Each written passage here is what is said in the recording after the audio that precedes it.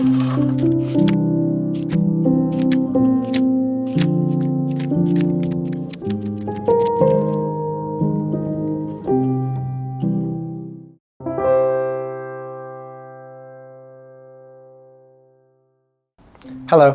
What you just saw there in the intro was a selection from a group of 103 drawings acquired by the British Museum in 2020, created in 1829 for an unpublished book by the artist Katsushi Hokusai. In 2022, Mokuhankan contacted the British Museum with a proposal to turn a number of these images into their final intended medium, woodblock prints. The project would begin in 2023 and release a print every 2 months for the next 2 years, leaving us with a total of 12 prints. Now, I'm sure many of you who are watching this are already familiar with both of these things, and the project has now been going on for 20 months, so at this point we have 10 prints. So where do I fit into all of this? Well, initially I was brought on board as an illustrator of sorts, preparing the images that were due to be carved by my teacher, Asaka Motoharu. The images were essentially ready to carve, but some points were unclear, and other points there were some serious decisions that needed to be made. So to make it easier and faster for the carver, before carving, all the images are traced. And for that first image that he carved, that's exactly what we did, and here is the resulting print from that project. Now, things could get a bit rambly here. There's a lot to explain. We know we're going to get into some carving eventually, so let's just skip all the preamble and watch some carving, and I'll explain as we go along. These prints are extremely delicate. It can be very taxing on the eyes to produce, and because of this, and due to some other health concerns, Asuka Sensei pulled out and wasn't able to continue with his allocated third of the 12 prints. There being 3 carvers working on the series. I just told you these prints take a long time to trace and carve, and with deadlines and the series underway, who's going to take over Asuka Sensei's responsibilities on this project? Now, I'm sure you can all see where this is going, and with a little hesitation I was given the green light to begin work on the next print.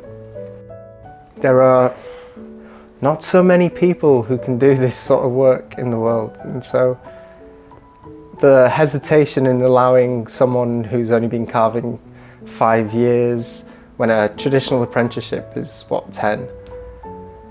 Let's say I had no hard feelings, but I was quietly confident that I could do it, and I got started. When I first heard about this project, I was both really excited and kind of sad. This is a dream project for me, to be able to carve Hokusai's brushed lines. By definition, with reproductions, you're working with not the original brush lines, but lines that have already been interpreted by someone else's knife.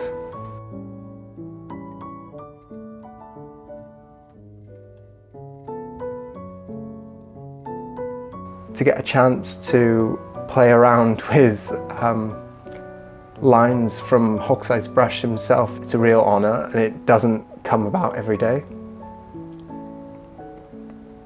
I wanted to be part of this project, but I never really thought that I would be given the opportunity, or even if I was going to be at a level where I could take part in this. You know, I'm right on the cusp there. Anyway, long story short, I sat down, I got carving, and you know, it went kind of well.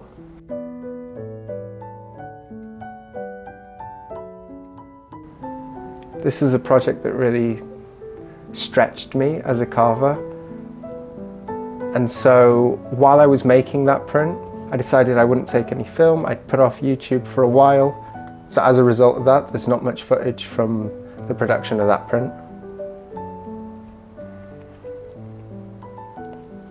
What I do have is this little print here. I'm really happy with how it came out. There are some things, of course, looking at it now, I'd do differently, and some areas I'd like to improve, but for 5 years, I really don't think it's that bad. So I just said I didn't film so much footage, so what have we been watching? So since I didn't screw up too badly, I was given the green light to go ahead and begin work on the next image in the series. And it's a level up again. There's flora, fauna, there's a man, very small face, lots of hair.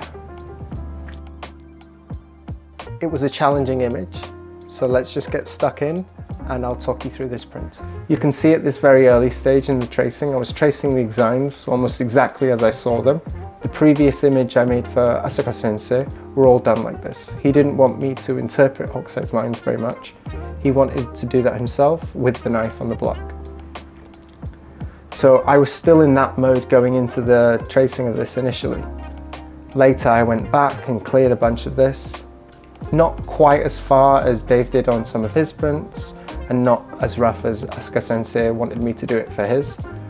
I tried to strike a balance, keeping the roughness in the brushworks, but aligning and straightening things out that needed to be. Things like the scales and the pines. So I actually ended up with 2 initial versions of this tracing. One that was very faithful to the drawing, and then another one that I touched up to a level I thought was reasonable. Maybe I kept too much roughness in the strokes, but I really wanted to show what I can do, and I wanted to be as faithful as I could to Hokusai's brushwork.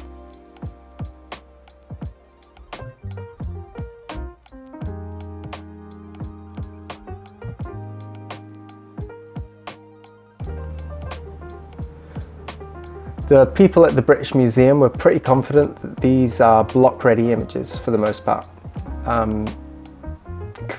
Intended to be the final image that would be glued to the block.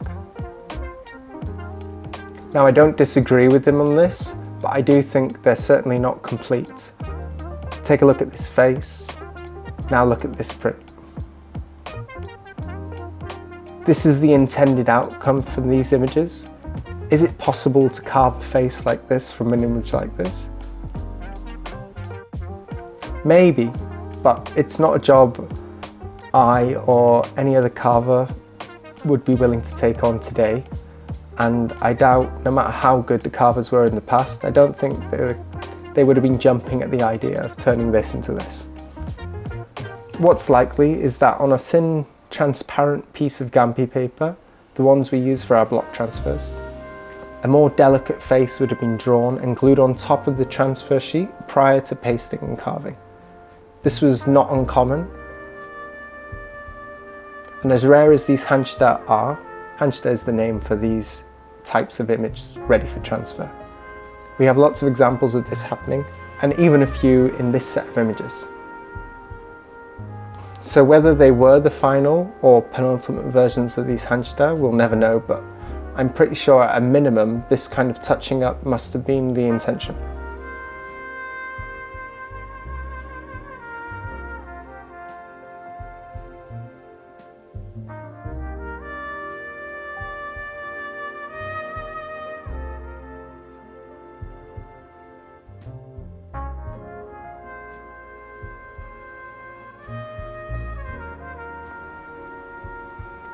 While doing research for similar images from Hokusai, with the same level of production, the same amount of colour blocks and the same sort of size, I came across a really cool book called Ehon Waka no Honmare, which is of Japanese and Chinese warriors. I fell in love with this book, and it's wild. The taste of the carving, the subtlety of the printing, all of it is fantastic. It turns out there was an exhibition on during the end stages of this tracing in the Hokusai Museum, where they had a couple of copies of this book. So I went down there and I got to see some of these images in person, and that was really motivational to see. I wanted to make an image that wouldn't look out of place in this book. That was the end goal. I don't know if I achieved it, but that was what I was striving for.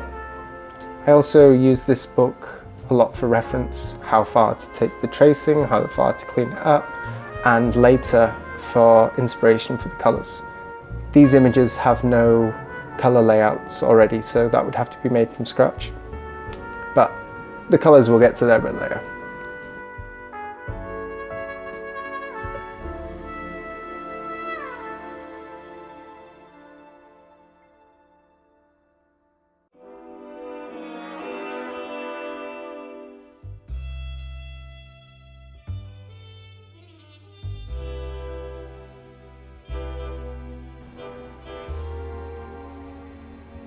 Okay, this is fun. Take a look at this. Can you see anything strange about the image on the side here? Weird, right? I wasn't sure what this was. I'm sure a couple of you have already figured out what it is, but I didn't notice until Dave pointed this out to me. What's the saying? You can't see the forest from the trees. I hadn't looked at the picture as a whole as much as maybe I should have. I spent hours up close tracing every detail of this print, but I didn't see what was right in front of my eyes. Take this, drag, flip. Why did they do this? And it's not just this image. This has been done a bunch of times across the whole set. It looks like at one point they were trimmed and glued back, upside down, back to front. Why did they do this? Almost certainly this is after Hokusai had handed in the images, and probably long after the project had been cancelled, maybe a collector much later. There's no reason from a production standpoint to do any of this. If you have any ideas why this might happen, let me know in the comments, because I'm stumped.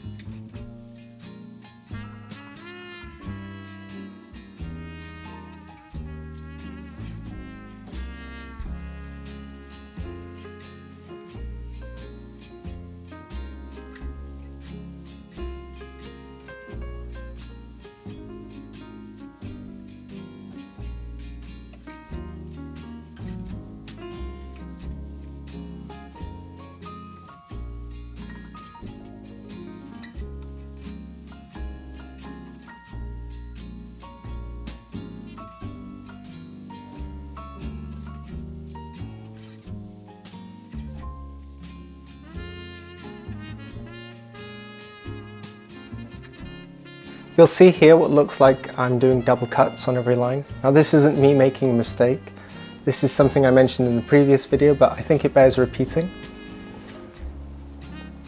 The first cut carves the body of the line, and the second cut I change the angle and I cut into the corners. So the blade is angled, and the tip of the knife, the deepest point that I'm cutting to, is actually trailing behind the cutting edge that's on the surface of the wood.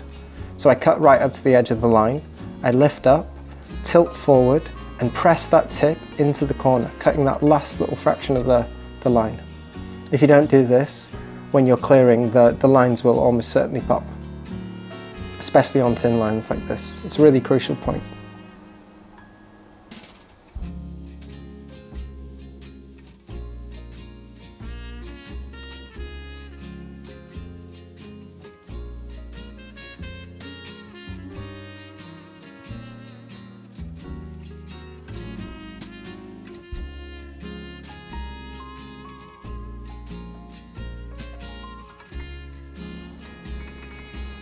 In the past, this sort of work would have been done on the same wood almost all Japanese woodblocks are made of.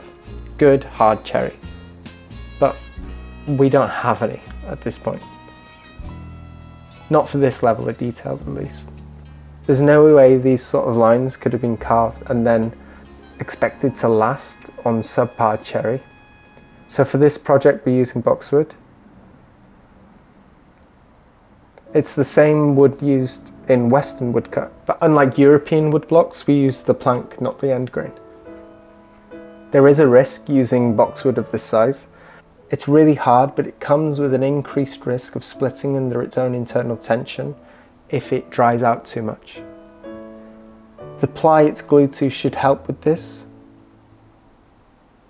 but it could also be exacerbating the internal tensions. This is kind of uncharted territory with the boxwood. Usually only small pieces are used as inlays, and this size I think is really pushing it for a solid boxwood plank.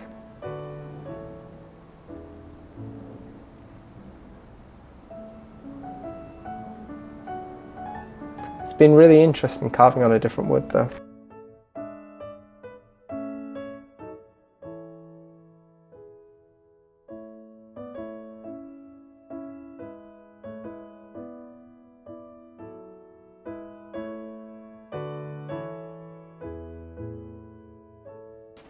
There's lots of spots like this on the block where it's really hard to see without reference. At the bottom of this stroke there's a little flick sticking out, and it's nearly invisible even at this resolution. So for high fidelity work like this, I'm constantly referring back to the master image. I work with my iPad right in front of me, and the advantage of this is that I can zoom and mirror the image, which means that I don't lose my place when I'm looking back and forth. You don't see this much in the footage, me looking back and forth at the references, but I think it's something that's not really talked about enough. If you want to do really high fidelity work, then looking at your reference and not just using the references on the block is really crucial. You can see more on a reference image, be that printed out or on the iPad like I'm using here, than you can on the block.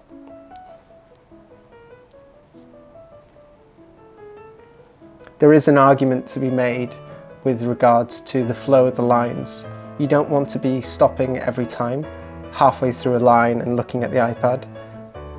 So if I look at the line beforehand, memorize some of its bumps and breaks, then I can add that wiggle in the appropriate place while maintaining the flow of the cut. You don't really want to be stopping halfway through a line and checking. On long lines it's inevitable that you have to do that, but preferably it's look at the image, memorize the line and the effect you're trying to get from it. Look at the front of the brush and the back of the brush. One should be smoother, another should be rougher. And then try, when you're cutting, even if you can't see them very clearly, adding these wiggles in as you move down the lines.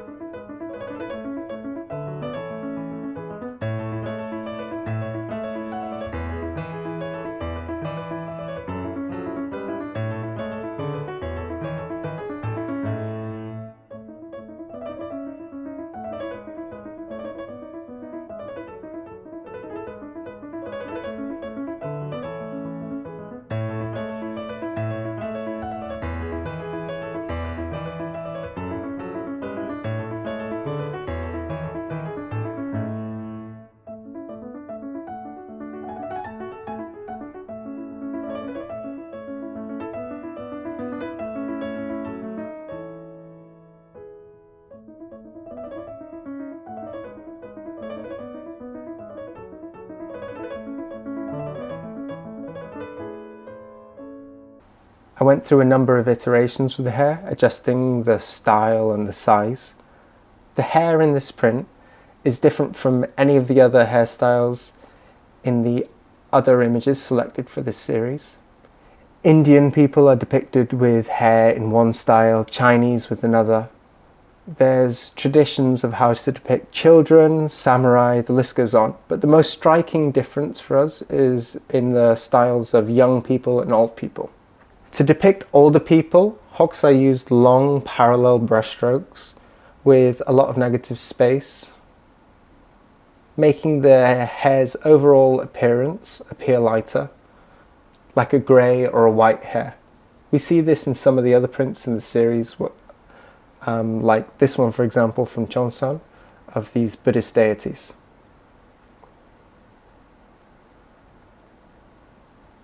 From the drawing I have from Hokusai, it looks like this was perhaps the intended purpose. But the story in this print is about a Chinese warrior in his prime, Liu Bang, fighting a white snake. So what do? Well, younger male warriors were depicted with a much darker hairstyle. I made several mock-ups in varying degrees of darkness and hair coverage, and splitting the difference in order to follow Hokusai's sketches closely, but still maintain a darker overall look. If I was to do this again, probably I'd go maybe a little bit darker, but I wanted to preserve the lines that Hokusai did give us as much as possible. Before I did any carving on the actual block, I pasted some of these faces on a piece of cherry and practiced them. When I felt confident and I had my eye in, I got to it and I carved the face and the hair. Much of this work when I was filming was a little bit off screen or out of focus, but the carving comes before the video making, I'm afraid. I'll be quiet for a little bit and you can watch the footage I actually managed to capture.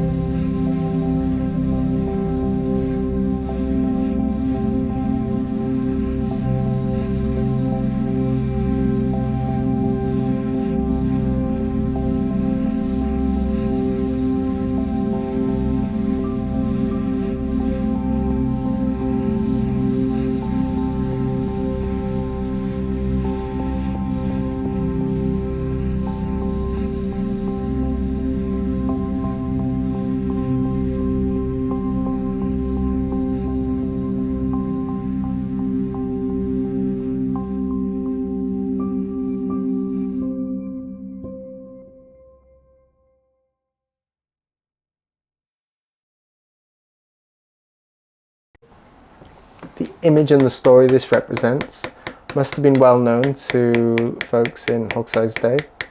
The man in the image is Liu Bang, Kan no Koso in Japanese.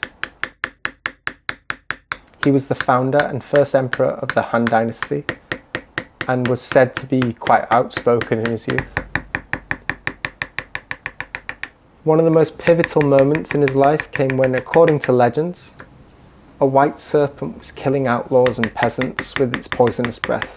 A drunk Liu Bang slayed the serpent. Maybe that explains the little smirk he has on his face in this image. This convinces many of his allies he's destined to rule. If you'd like to learn a little bit more about this myth, I found a really casual retelling on Tumblr by FEA Chinese Mythology, which tells this story quite succinctly. Is that the right word? The link is in the description.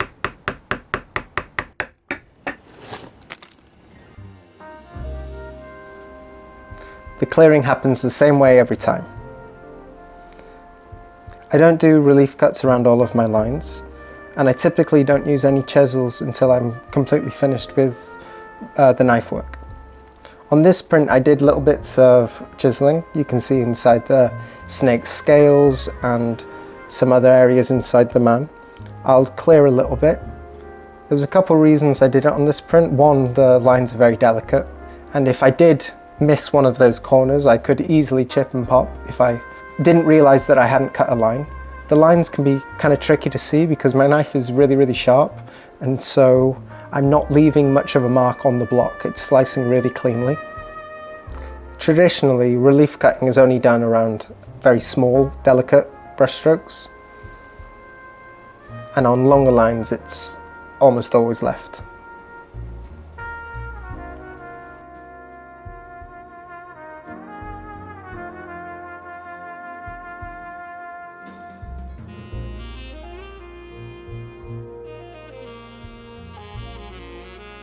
So as I was saying, the clearing happens the same way every time. First I take the big U-gouge, then a flat chisel, and then I move down to a smaller U-gouge and the smaller chisels, which are the ice-key, the bullnose chisels. And then the key is done.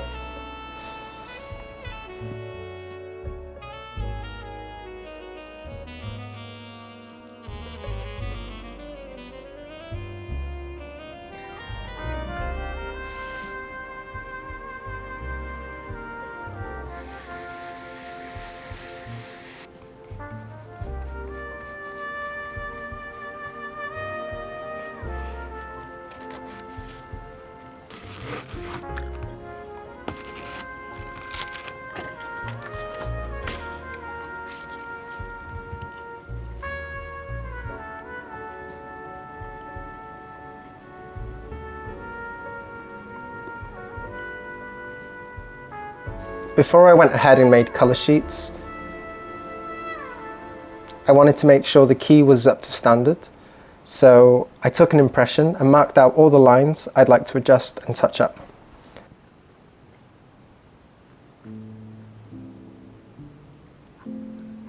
Some areas I missed with the chisel, so I removed them. And other areas like these dashes, they were just a little bit too thick and a bit imposing, so I took them down.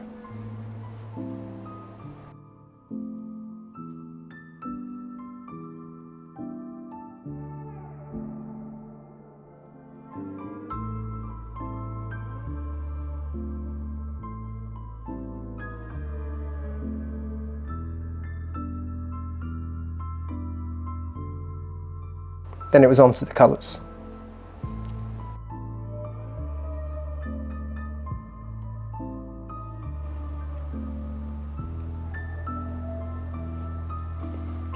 If this was actually taken to publication back in the day, there's a good chance, given the number of images in this set, that this would have been a one-colour printing. But for this set, there are only 12 images, so it makes sense to take the images a little further. We frequently see in Hokusai books where there are 2, 3 or 4 blocks included in the final image. These can be black and grey, like you see in his famous 100 Views of Mount Fuji. or they can even be coloured like you see in something like the Hokusai Gafu. This image from the Hokusai Gafu was actually the first woodblock print I produced for Mokuhankan a number of years ago now. And it's the first block set I was ever paid to produce, so it holds a special place for me. So it feels like I've come full circle with this print in Hokusai, from the first one to where I am today.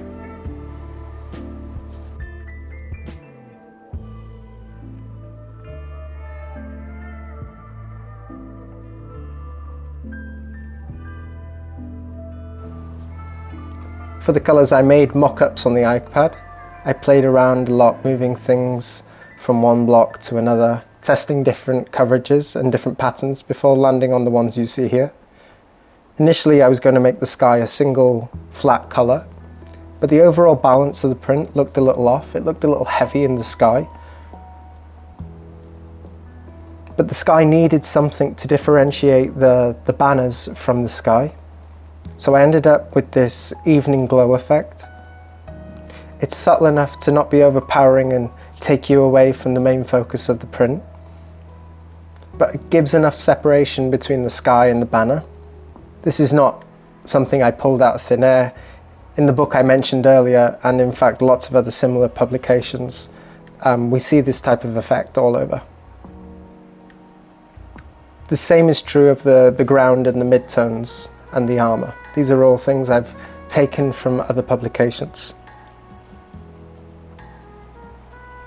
The effect for the armour I took from the first page of that book I mentioned earlier.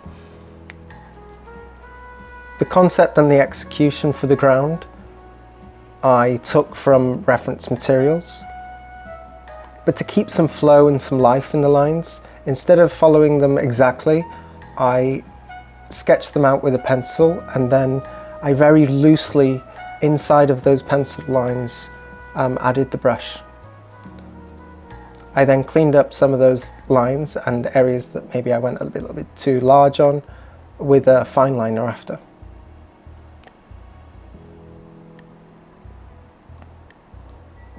There are a few references for other Hokusai snakes. This snake is meant to be a white snake, but left with no tone, it looked a little bit silly. So I landed on the idea of copying the effect I've seen in this print and leaving rims around the edge so it looks like the scales are fading off. You'll see in old silk paintings and often with Japanese tattoo, they'll do the scales in a similar way, leaving a rim around them.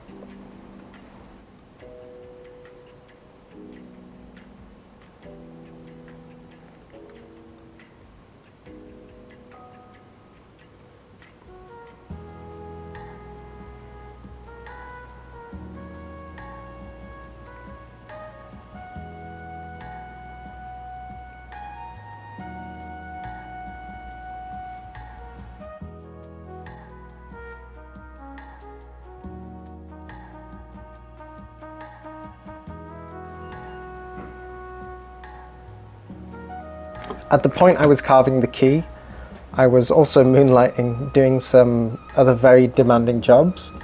I was carving for about 11 to 13 hours every day without a day off for a couple months, and I was getting a little bit of eye strain, so I went to an optician to check. Turns out I have a slight stigmatism. I'm nearsighted. It isn't an issue for my work, but carving so much and focused on my eyes so much, I was unconsciously flexing the muscles in my eye. So the glasses, they're not really magnifying anything, they're not making it clearer, but they're helping my eyes to relax. So you may see these in some future videos. I'll try and keep on top of it to save my eyes. I'm getting older and it's to be expected, but it was still a real bummer to find out. Still, I carved this key block without the glasses, so I'm still doing all right. But I should remember to wear them to save my eye strain.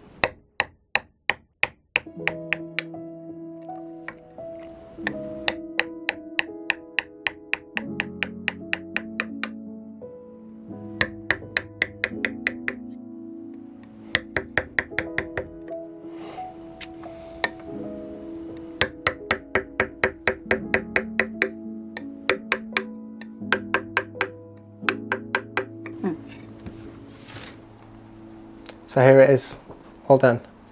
Kubota-san did the first printing of this, and I know the block set is tricky to register and print. I feel sorry for the printers, but I think I made the right decision. It looks great, the rim lighting and the delicacy of it. The prints are all out the door now to the first wave of subscribers. Like I said, this is a subscription print, so you can't buy these prints individually, but I'm not really sure why you'd want to. This is one of the coolest sets that I've ever seen. And to be able to, after 180 years more than, to be able to work on Hokusai's original brush drawings, this doesn't come about every day. It's a real honour. I'm so grateful to Mokuhankan and the British Museum. Now when collectors look at this print, I'm sure first they'll be drawn to the faces, the snake and the hair, but for me actually it's the smaller details and the little extra touches I put in to try and get really high fidelity that are the parts of the print that really make me feel good. The kanji is some of the best kanji I've ever done. This one in particular is really done quite tastefully, I think.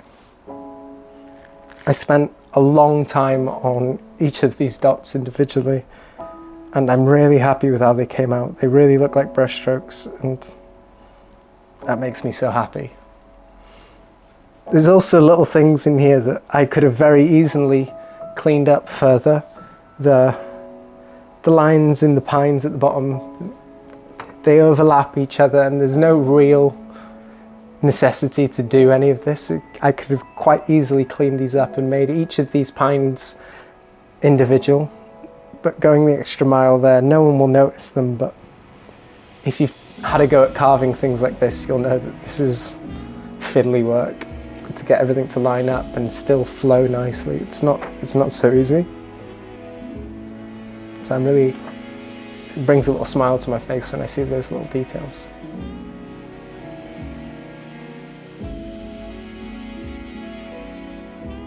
Thank you so much for watching. I know it's been a long time since my last video, and thank you so much for sticking with me. I'm going to try and post more regularly. These projects take an awful lot of time to make. And the filming and the editing, there's a lot. But I'm going to try and make some shorter, more regular content. It's been so much fun. Thank you for sticking with me. Arigatou gozaimasu.